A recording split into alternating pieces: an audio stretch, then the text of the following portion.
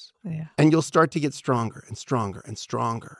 And it's the same thing. Just start those little gestures and see if that reconnection starts to happen and it starts to feed the other person, inspire them into because I'll tell you something.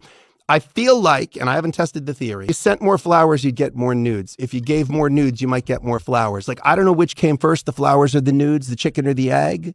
But I'm telling you, like, there's something to be said for this. There's something to be said for kind words and blowjobs. There's something to be said for it. Because I don't know which comes first, but I'll tell you right now, you do one, you'll probably get the other more often.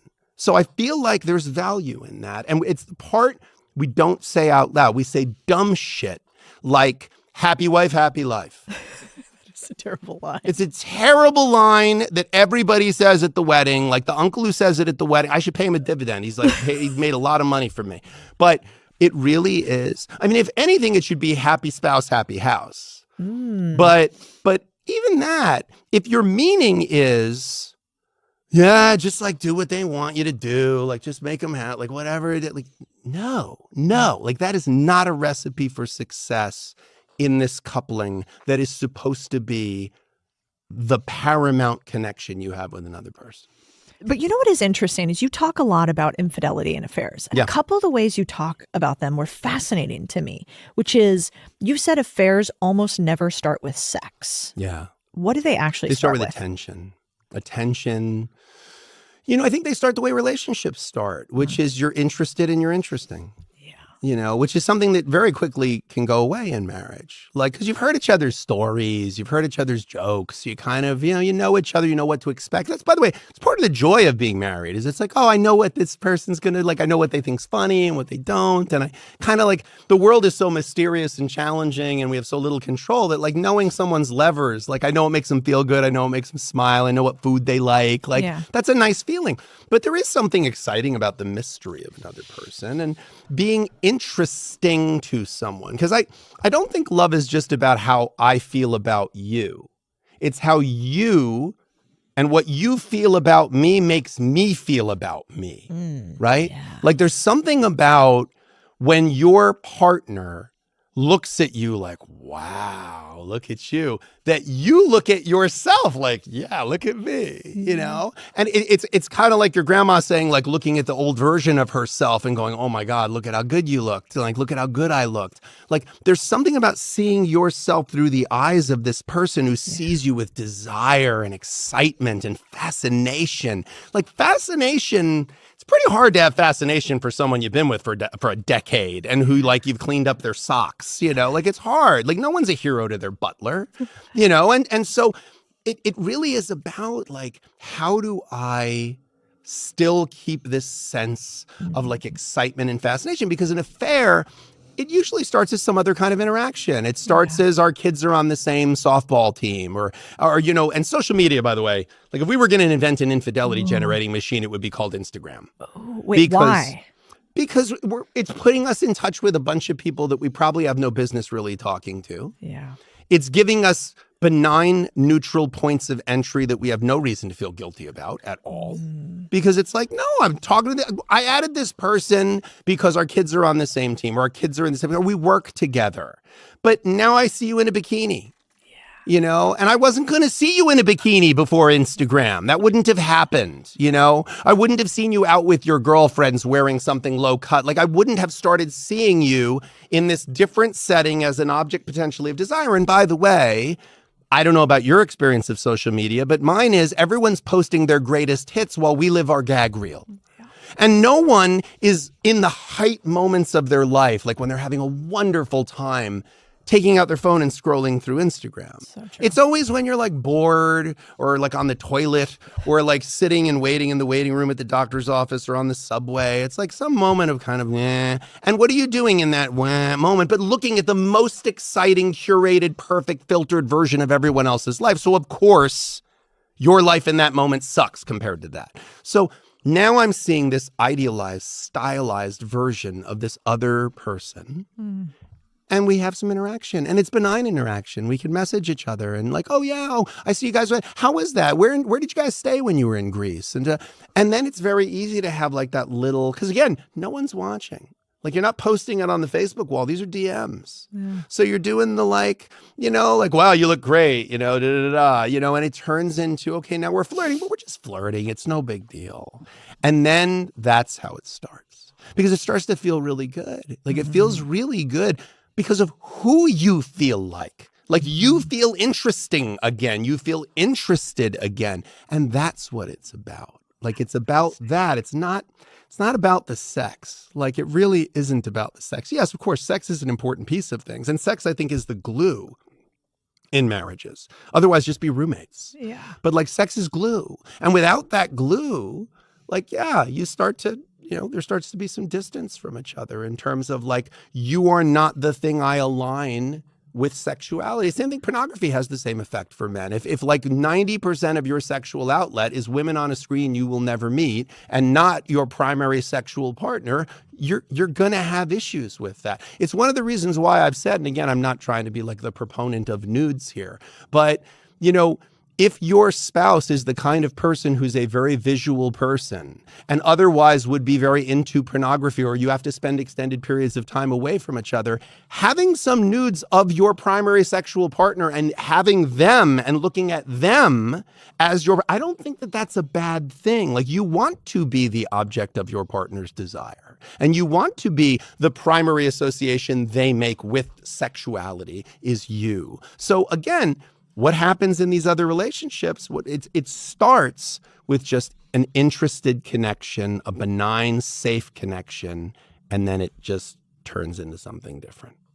It's probably why you're such a voice to this generation about marriage, because you're so straight talking. It's almost like we're not allowed to say these things anymore. People say that about, they're always like, he's so blunt. He's so blunt. And you're like, no, it's pretty actually it seems obvious like really obvious. and rational. Yeah. But we're just told that's politically incorrect. No, we just don't talk about those things anymore. And so because of that, we have all these narratives that really do not help us progress in Well, I have a safe marriage. place that I can do it from, because in a world where it's very easy to get canceled, and where therapists come in or researchers come in and say, well, this is what my research has shown, or this is what I've studied.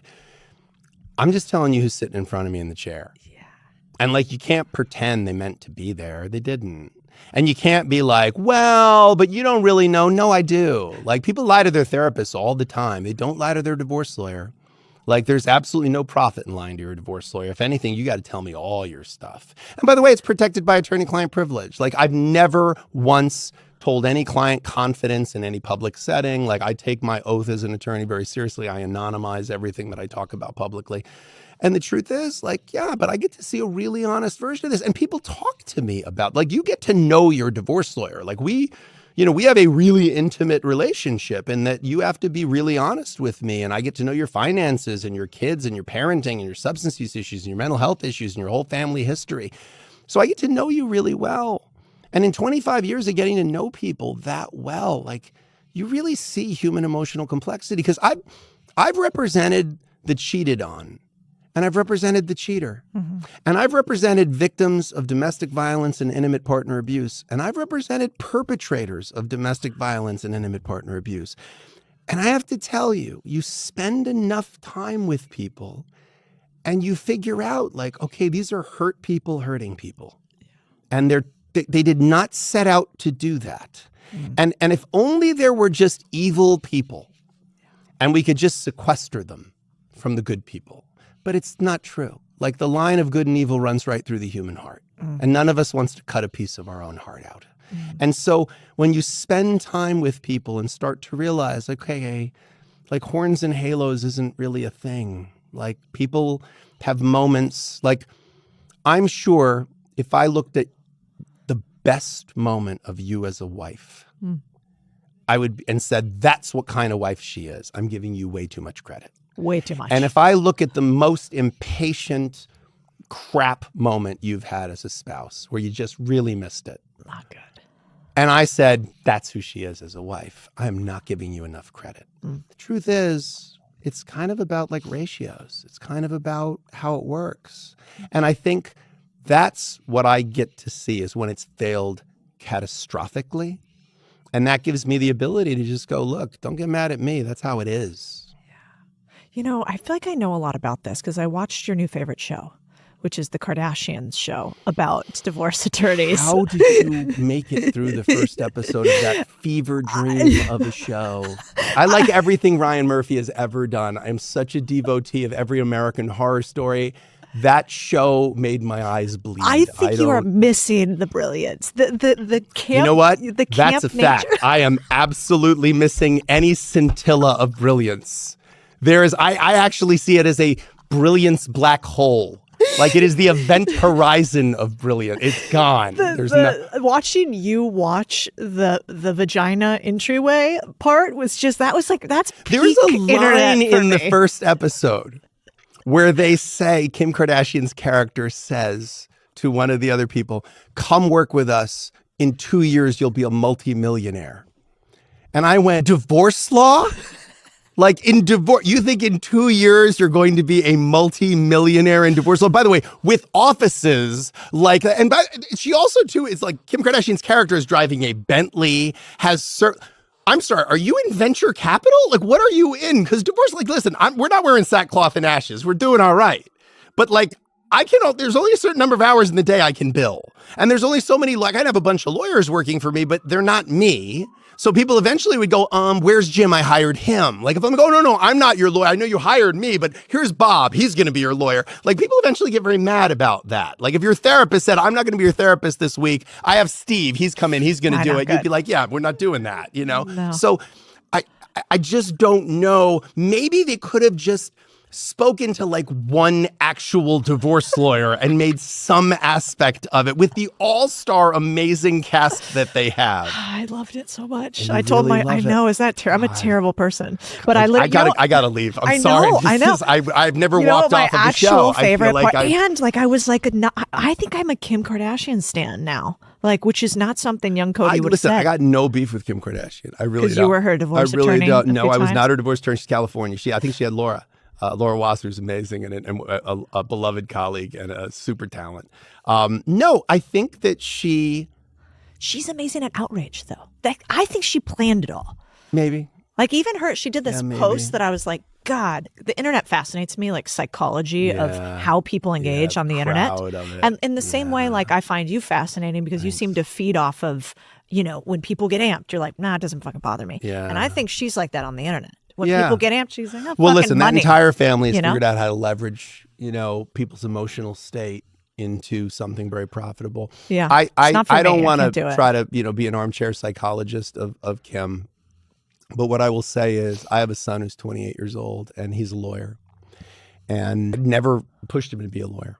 I really was find something you love as much as I love what I do. Because I'm blessed to be one of those rare people that does not spend 5 days a week looking forward to 2. Yeah. Like I can't wait to get back to work. I love it. And I get the feeling that because her father was a phenomenal attorney. Her father was an amazing attorney. I mean, he's legendary in the legal profession as his skill as a trial lawyer. Yeah, he's a criminal defense lawyer. But he was an incredibly gifted courtroom lawyer. Those are big, it's a big shadow that man casts.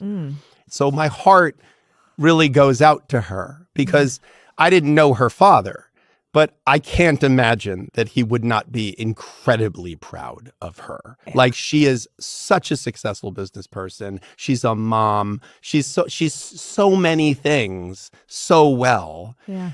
But I think there is still this piece that goes, yeah, but I want to be a lawyer because it would be like something he'd be proud of. And so if that's what this comes from, is this desire to keep taking the bar and trying and da-da-da, I'm cheering for her. I'm cheering for her. I hope she pulls it out. But I don't think she needs to do it to have her father be proud of her. I think he's probably incredibly proud of her. I say that as a father.